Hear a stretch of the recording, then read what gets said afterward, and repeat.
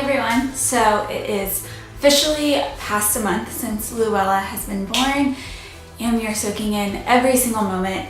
She is amazing and precious and beautiful and a lot of work, but it's all worth it. So I'm finally getting around to telling her birth story just so we can remember it and our friends and family can remember it as well.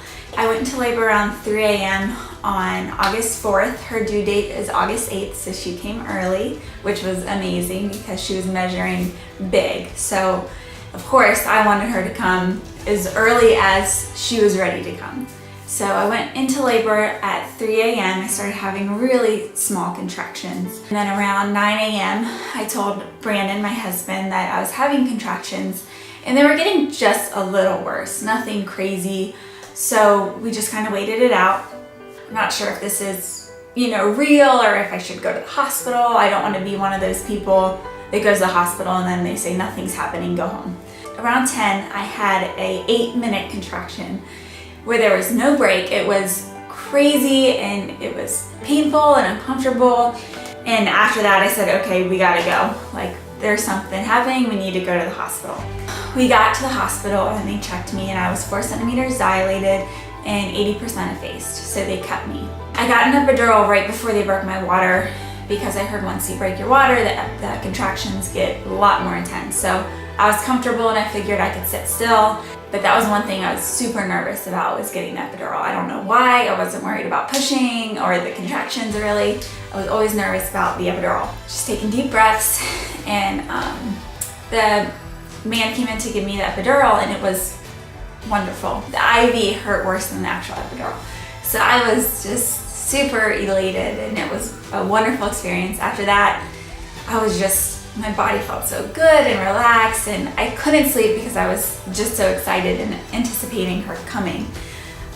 But I was just sitting there and my whole body was like warm and tingly and it was a great feeling. When they broke my water, there was a lot of meconium. So the baby was under stress at some point, but not while I was in the hospital.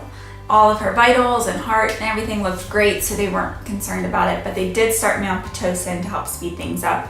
I was thinking she was under stress when I had that 8-minute contraction, because that's 8 minutes coming down on her as well as, me feeling that pain. So a couple hours after they broke my water, it was probably around 7:30, they told me we were gonna push soon.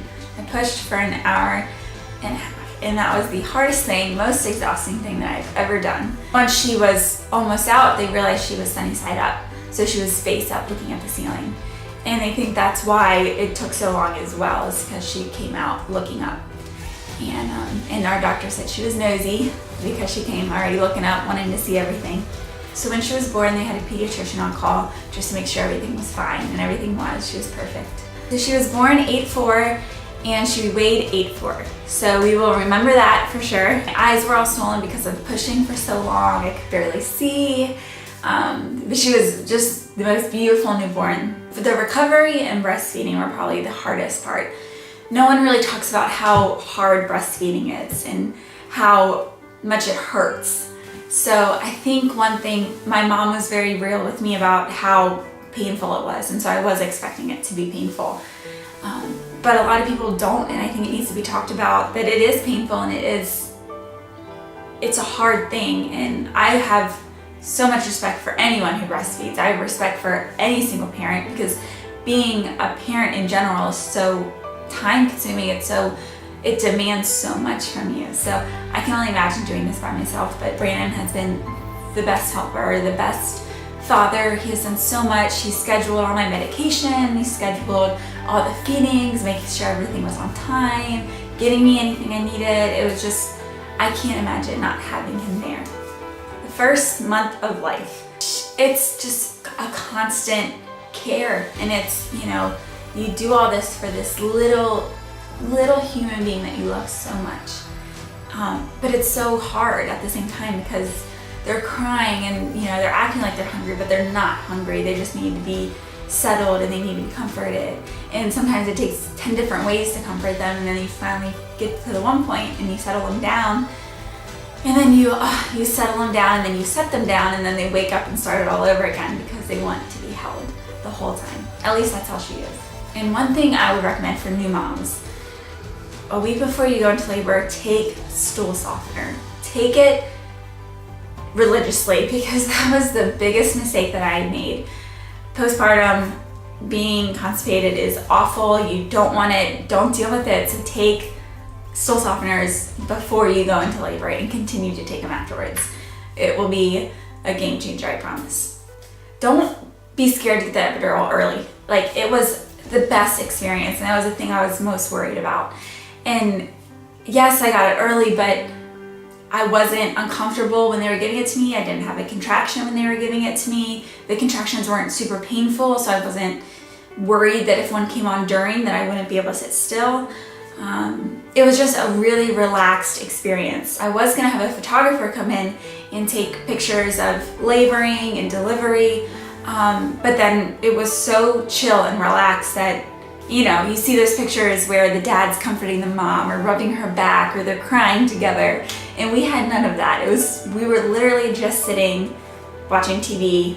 I was on my phone, letting people know what was going on, but just so relaxed, so laid back, and I wasn't in any pain, and it was really wonderful. I have a postpartum basket in front of my toilet, which is a huge, huge help.